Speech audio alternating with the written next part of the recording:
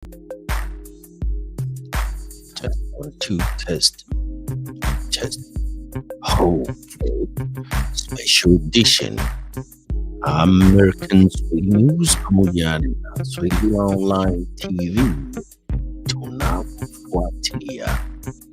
Makamu wa Rais wa Jamhuri ya Muungano wa Tanzania Dr. Philip Isdori Mpango. Dr.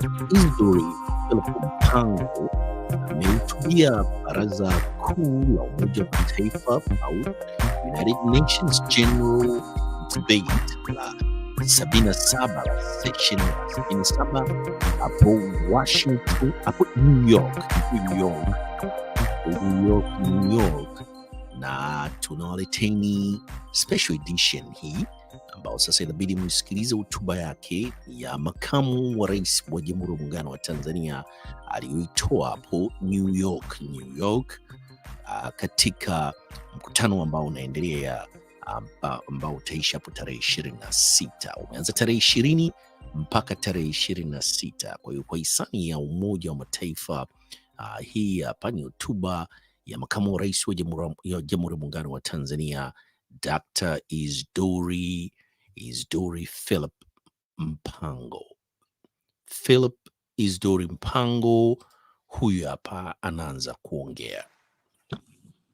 President of the United Nations General Assembly, Secretary General of the United Nations, Excellencies, Heads of State and Government, distinguished delegates. I wish to begin by conveying to this august body fraternal greetings from Her Excellency Samia Suluhu Hassan, President of the United Republic of Tanzania, who could not attend this year's session due to pressing national commitments. It is therefore my distinct honor and privilege to address the 77th session of the United Nations General Assembly on behalf of the government and people of the United Republic of Tanzania.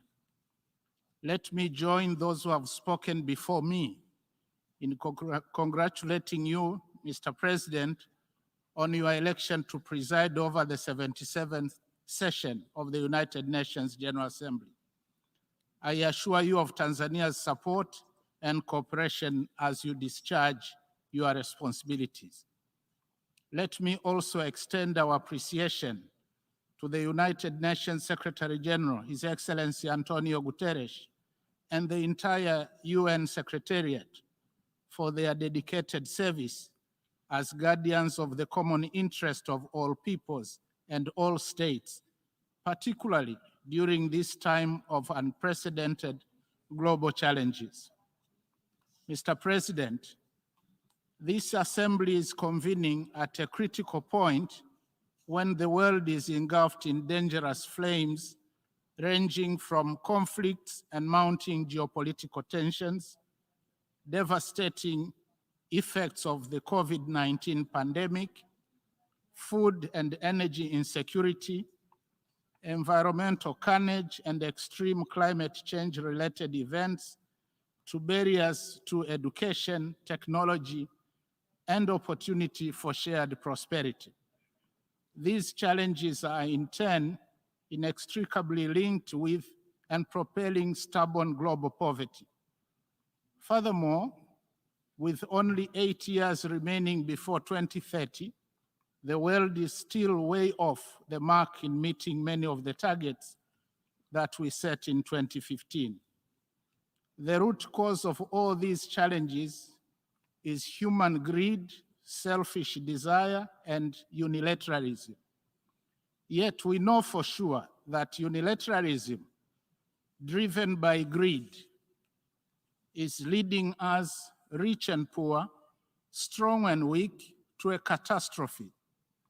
For it is now evident that these challenges have and continue to inflict enormous disruptive impacts on economies, ecosystems, and social lives worldwide, with sub-Saharan African countries and other developing countries being hit disproportionately. We have a famous proverb in Kiswahili which says, where there are problems, ingenuity increases. In this spirit, we in Tanzania are convinced that transformative solutions to the global challenges we face are already at our disposal, but subject to two conditions being met.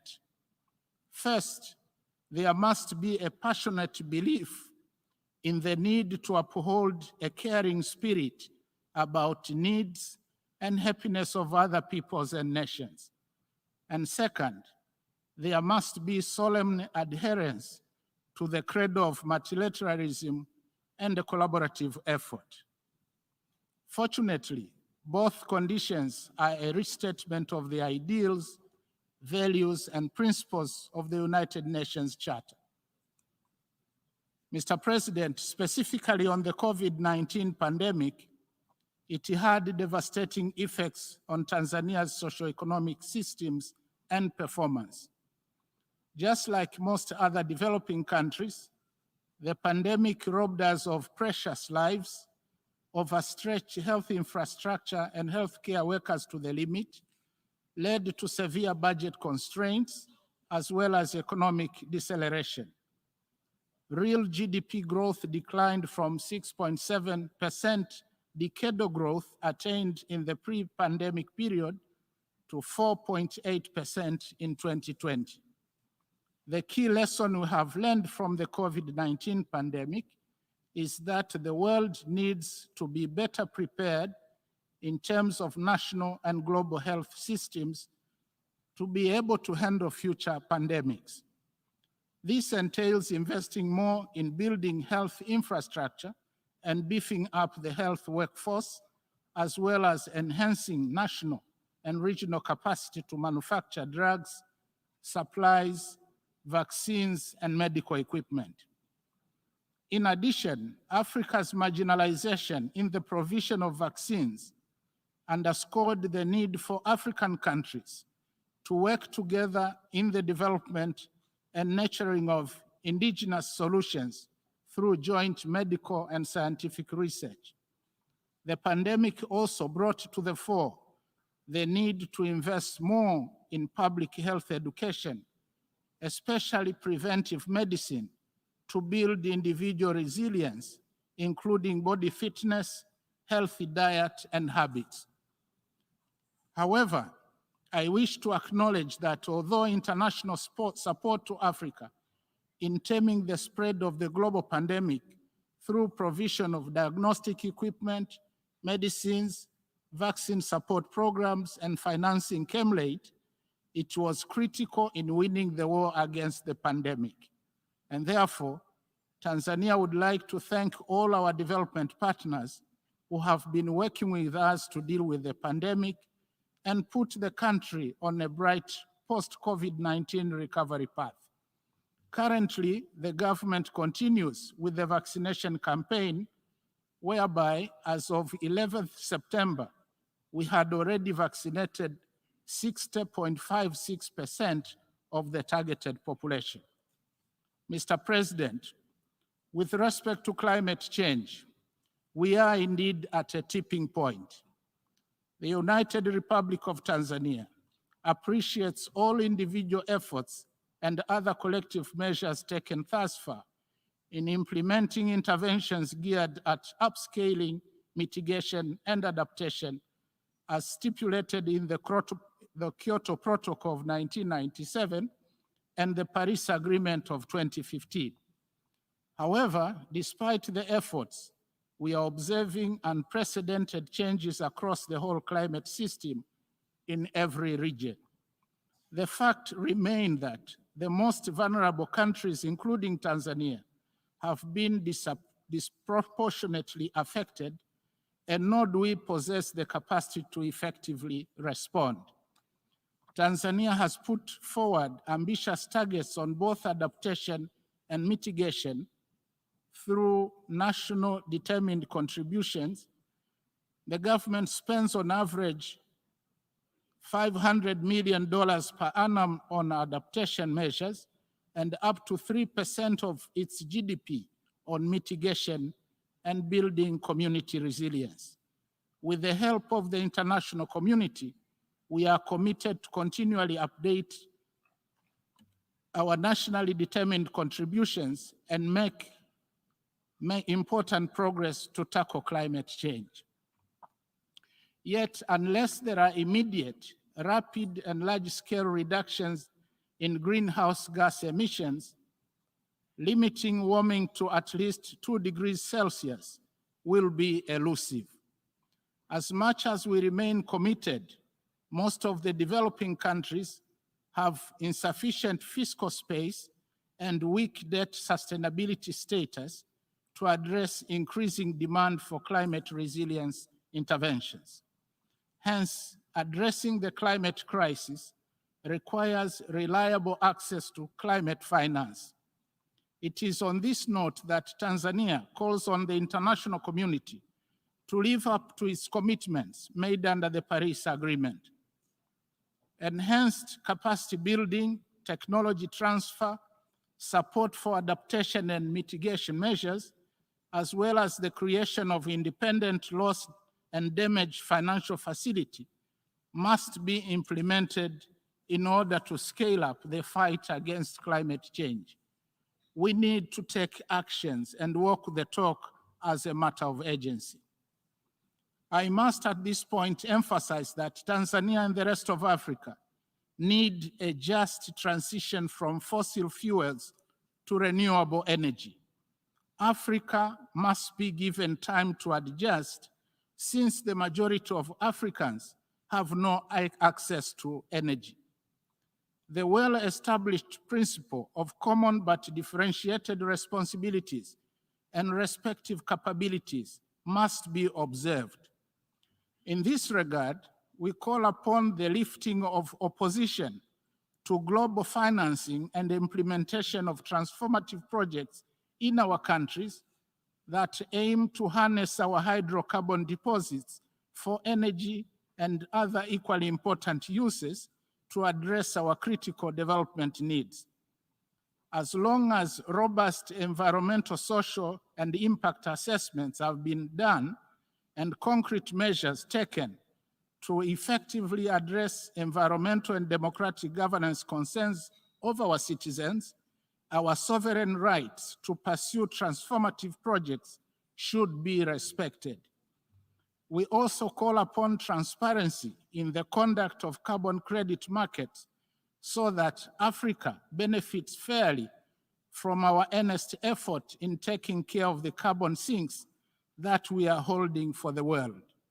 For example, Tanzania has preserved over 30% of our total land area, almost equivalent to the size of Germany, which includes forests and wildlife parks. Mr. President, in maintenance of peace and security, Tanzania has always believed in diplomacy as the best instrument of resolving conflict. Experience has taught us that in war, everyone loses, including the non-warring parties. It is therefore our plea that in the wake of the global conflicts, our focus should remain to be that of safeguarding human lives, especially children and women, and the well-being of the people. More so, just recently, we have witnessed disruptive effects on global supply chains, dramatic increase in food and fuel prices, as well as food shortages and decline in agricultural and industrial production around the world. All the more reasons that we must have a stake in pursuit of peaceful resolution of conflicts.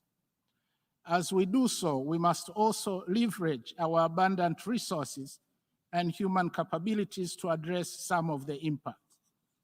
Mr. President, in the same spirit, peacekeeping operations remain one of the most dependable instruments for promoting world peace and security.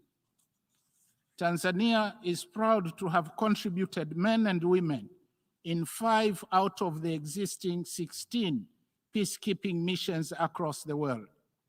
Despite this state of affairs, Tanzania stands ready to contribute more if requested to do so. We also continue to actively participate in regional peace initiatives, and more so now in our capacity as a member of the African Union Peace and Security Council, as well as the East African Community and SADC. Hence, we call upon the United Nations to enhance its support to the regional efforts in peace building and peacekeeping. Mr. President, the credibility of the United Nations rests on a well-represented and responsive Security Council. We therefore wish to reiterate the common African position as elaborated in the Eswatini Consensus and the Sirte Declaration with respect to the long-awaited reforms of the Security Council. It is well past time the United Nations Security Council reflected the present-day realities of the United Nations membership and not that of the 1940s. Mr. President, it would be remiss of me not to end my statement without acknowledging that the world celebrated Kiswahili language for the first time this year on 7th July, following the historic declaration of the United Nations Educational and Scientific Organization, UNESCO, designating 7th July as the World Kiswahili Language Day. As the birthplace of the Kiswahili language, Tanzania commends the efforts of the United Nations in promoting multilingualism as a core value essential in achieving the 2030 Agenda for Sustainable Development and the African Union Agenda 2063. To conclude, let me once again reaffirm the resolve of the United Republic of Tanzania to uphold the three pillars of the United Nations, namely peace and security, development, and human rights. I also call upon all of us to renew our commitment and prioritization of actions, especially on those SDGs where we lag behind. We remain committed to working closely with the United Nations and its member states in the spirit of multilateralism and global solidarity towards a sustainable future. I thank you.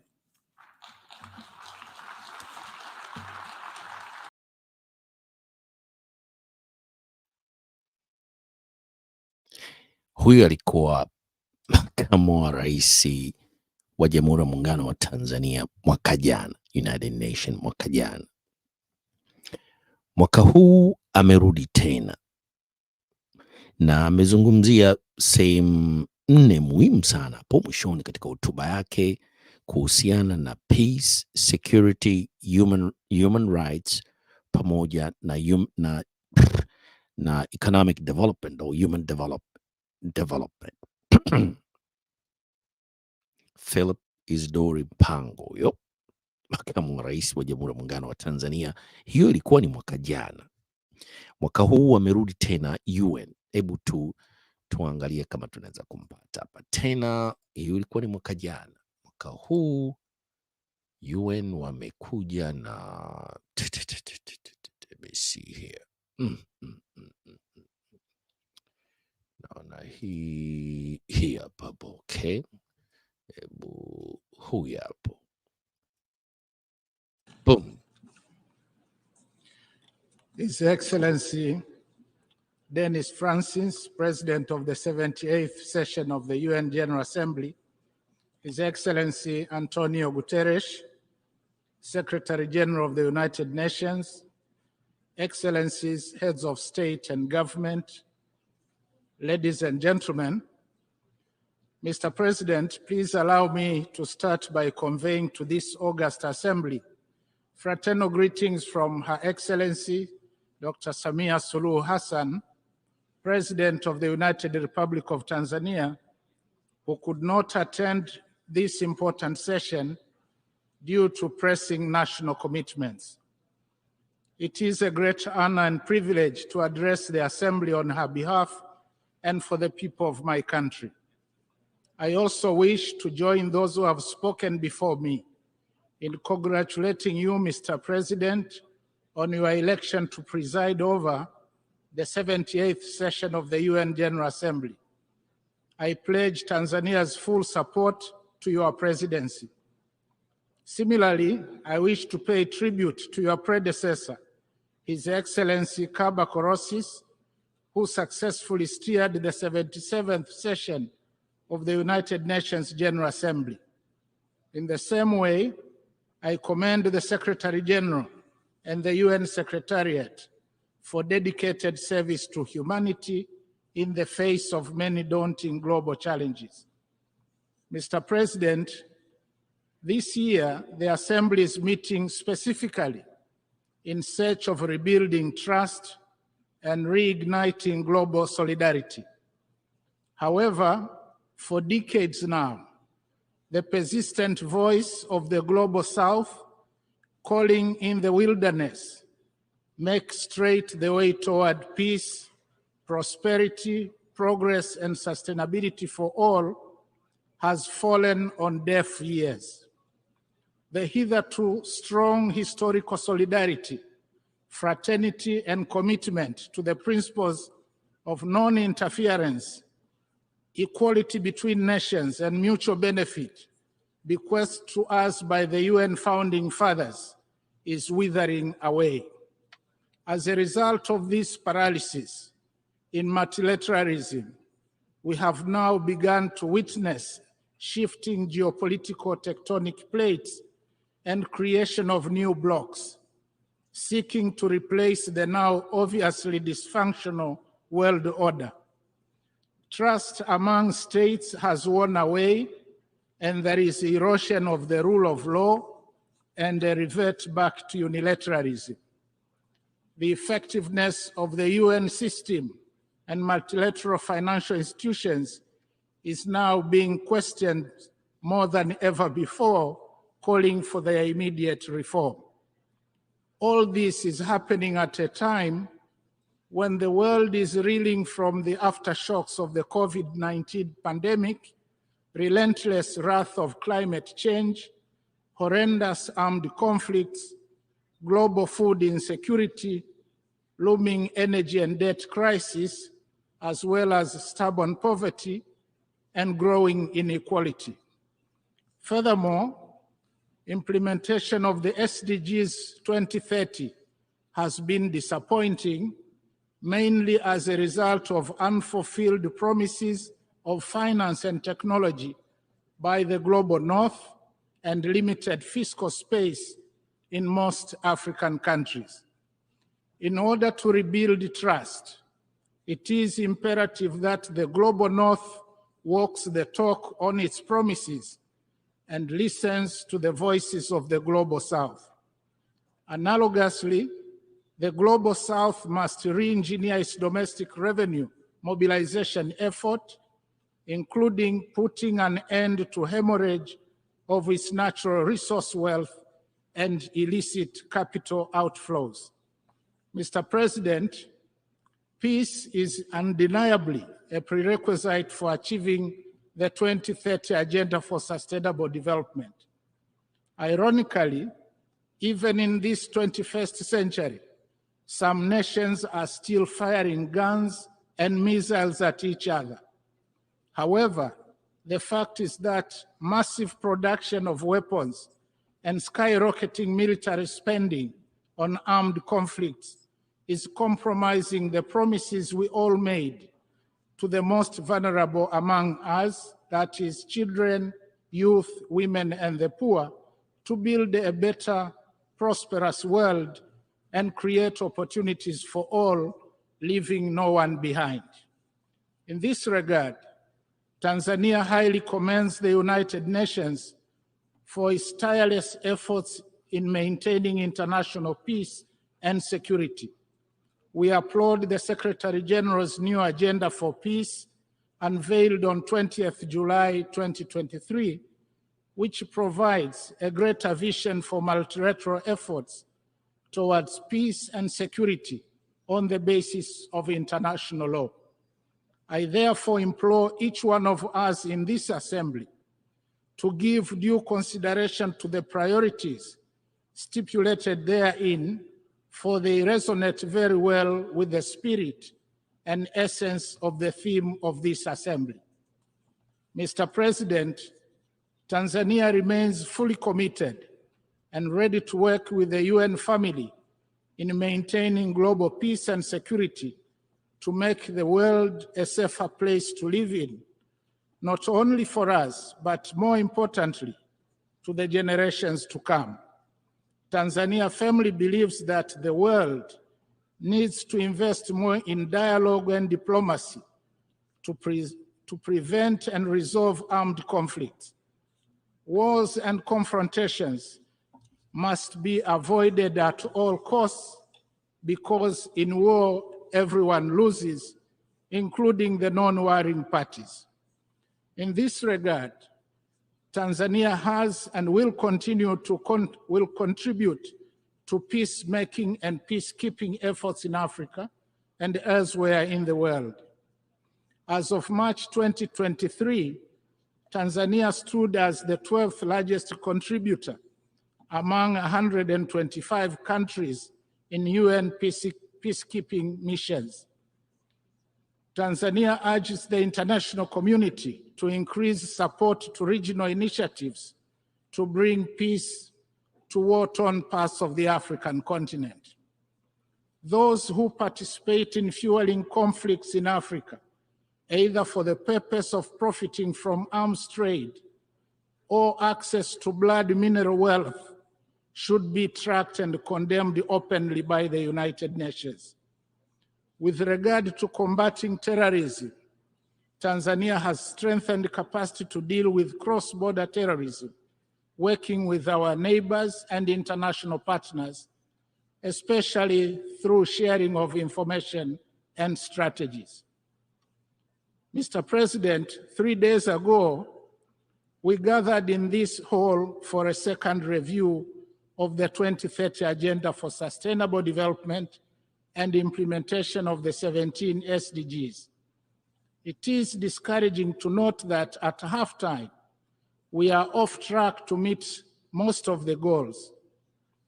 The UN Secretary General's Progress Report reveals that a mere 15% of the 140 targets are on track, while a staggering 37% have either stagnated or even regressed from the 2015 baseline. This underperformance calls for supercharged implementation and partnership, especially prioritizing to scale up investment in people.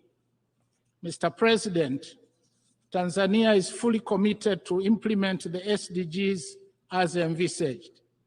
In July this year, Tanzania presented its second voluntary national report, which shows that overall, there has been significant progress with respect to SDG 2 to 7, as indicated by an increase in food sufficiency ratio, availability of essential medicines, decline in under 5 mortality, increase in pre and primary gross enrollment rates, significant milestones in pioneering gender equality, improved water supply coverage in urban and rural areas, as well as population connected to electricity. However, only moderate performance has been recorded for SDG 1, 8, and SDG 10. To ensure successful implementation of SDGs, Tanzania is determined to take actions to improve further the domestic revenue effort while capitalizing on PPPs.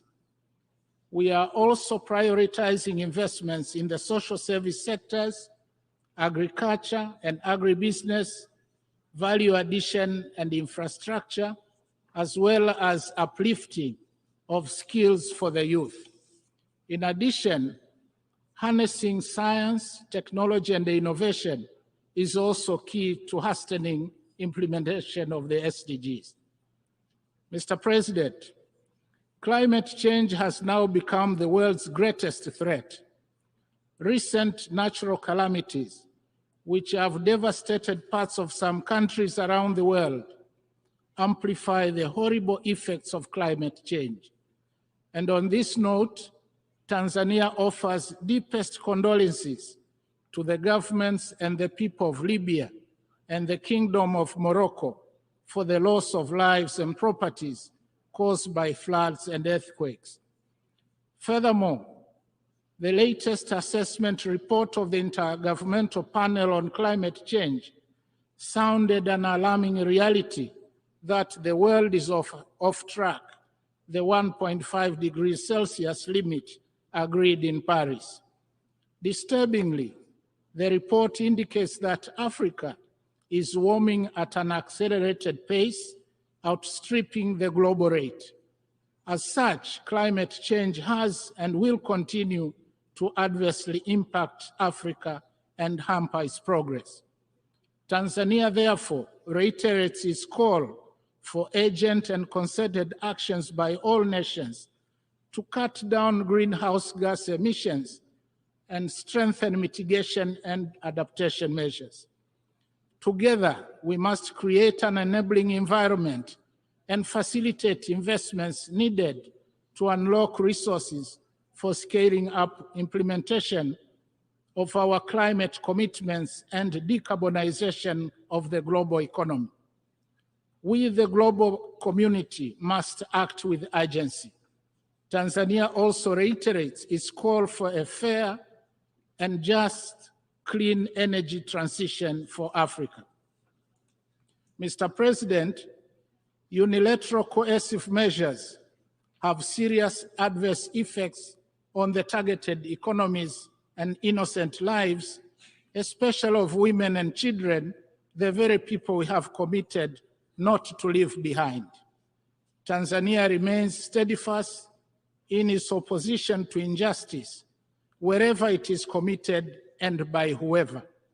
We stand against the imposition of unjust economic sanctions and other unilateral coercive measures that undermine sovereignty and prosperity for all.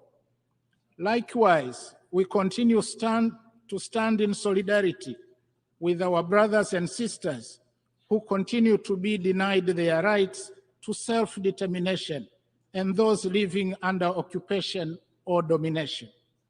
We call for the lifting of unjust sanctions and an end to the occupation or subjugation.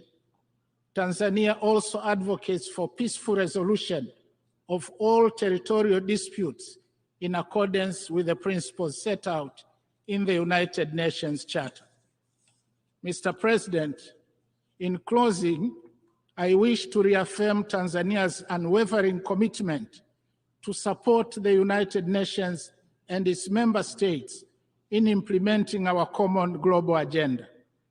We call upon warring parties around the world to silence their guns and missiles and give prominence to peace.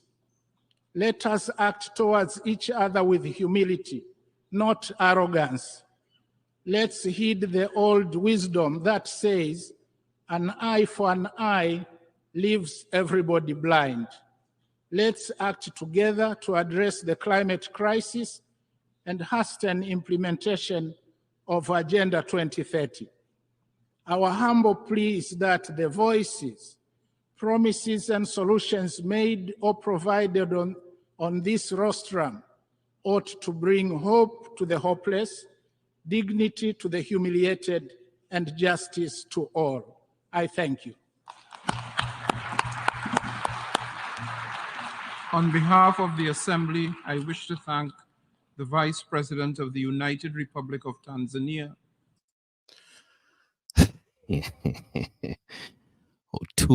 Hotuba hiyo ya Dr. Philip Mpango tumeiweka hapa American Swahili News pamoja na Swahiliville Online TV. Tuliweka hotuba ya mwaka jana na tumeiweka hotuba aliyoitoa mwaka huu jana. Kwa hiyo mwende mkaisikilize na msikilize jinsi ambavyo alianza mwaka jana na jinsi alivyoanza mwaka huu. maneno ni yale yale, na ameongezea kidogo sana. Kuna tofauti si kubwa sana, hotuba ya mwaka jana na hotuba ya mwaka huu. Hotuba ya mwaka huu haikuzungumzia sana COVID, na delegation iliyokuweko pale uh, iko balance na watu ambao wanawafahamu. Mtu mmoja shakutana naye mwenyewe mimi binafsi hapa Columbia, South Carolina. Alikuwa katika uongozi wa Rais Karume, alikuwa waziri wa elimu Zanzibar. Tulikuwa naye hapa Columbia, South Carolina. Mtu mzuri sana, nimemwona pale, nimefurahi sana kumwona. Ana advocate sana education. Sikusikia sana kwenye maeneo ya education, haikugusia sana maeneo hayo ya education, imegusia kidogo tu, lakini imegusia hotuba yake maji umekava maeneo mengi ya maji Tanzania, pamoja na katika maeneo ya afya wamepunguza infant mortality rate. Sijui kwenye human rights sikusikia sana civil rights, lakini amezungumzia injustice sanctions. Nafikiri alikuwa akimaanisha Cuba na Zimbabwe ambazo bado kuna sanctions zimewekwa huko kutokana na violations za human rights. Zimbabwe amekwenda amegusia maeneo gani tena? Philip Mpango Isidori katika hotuba yake amezungumzia masuala ya democracy. Sikusikia neno democracy katika speech yake, tumesikia tu human rights and injustice sanctions na kadhalika. Kwa hiyo hiyo ni hotuba ya Dr. Philip Isdori Mpango, Vice President of United Republic of Tanzania. It was well written, imeandikwa vizuri na imetiririka vizuri, na kimsikiliza naongea kwa vizuri, nikana amepractice ile speech na ilikuwa well articulated na ilikuwa well delivered. Amedeliver vizuri. Hotuba ya kwanza mwaka jana ina tofauti na jinsi ambavyo imekuwa delivered hotuba hii ya mwaka huu. Yuko ana confidence ya mwaka huu. Sasa akitoa hotuba ya tatu, sasa hapo ndo tutaweza kucompare ya mwaka juzi, mwaka jana na mwaka huu ambao atakaotoa hiyo hotuba ya tatu. Kwa hiyo hotuba ya mwaka huu kidogo iko well delivered, well written, na kuna missing components ambazo tulitegemea zitazungumziwa pale kuhusiana kama democracy, education. Hatukusikia sana, aligusia kitu kidogo katika hayo maeneo katika hiyo hotuba. Kwa hiyo mnaweza kwenda mkaisikiliza. Naona kuna watu hapo, kina Abdalla Gunda ameweka comments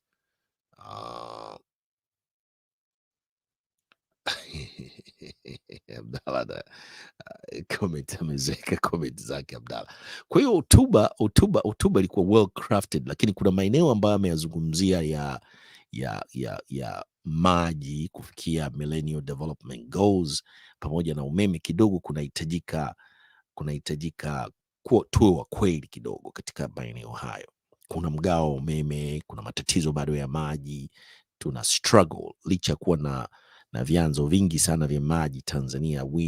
Tunahitaji tukae chini na tuangalie tutafanya vipi na tutajipanga vipi katika maeneo haya ya maji. Kwanza, upatikanaji wa maji safi na salama, inabidi tutengeneze pilot study na tuangalie hizi nchi ambazo zimeweza kusambaza maji katika almost between 90 to 95% katika rural areas na urban areas.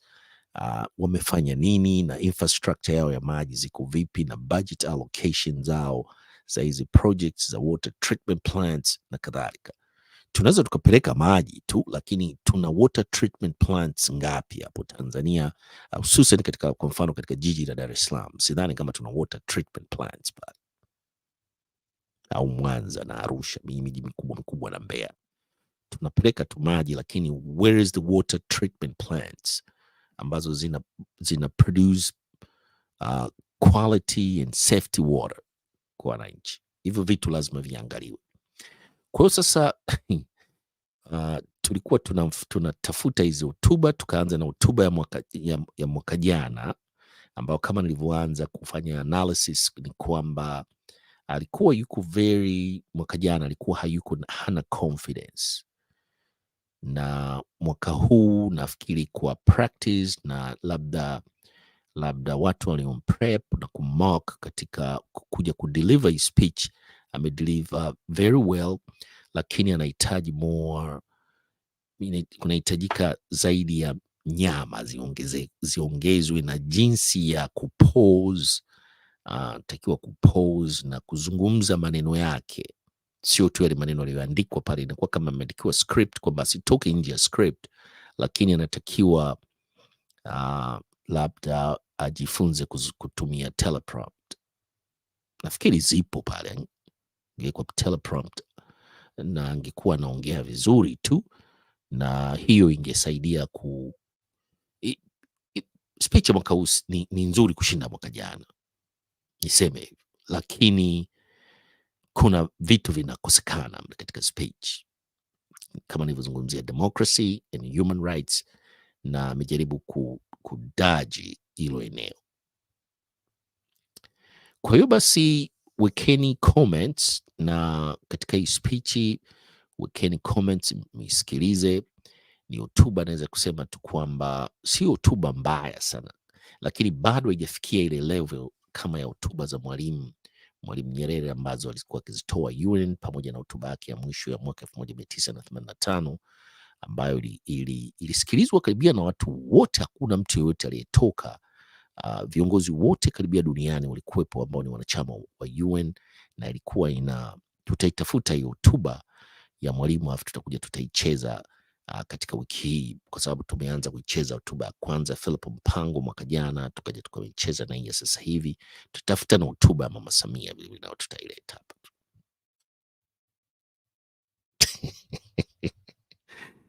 Okay, kwa hiyo it's 1:35 am in the morning huku katika studio yetu ya Columbia, South Carolina. Abdul Shatri, tunakamilisha kipindi hiki cha leo cha maalum kabisa ambacho kilikuwa kimetoa hotuba ya Dr. Philip Isdor Mpango, Vice President of United Republic of Tanzania, ambaye alikuja hapa kwenye vikao kuanzia tarehe 20 mpaka tarehe 26, sijui ngapi utakuwa namaliza mkutano ya kwa Umoja wa Mataifa, kikao cha 78 hiki.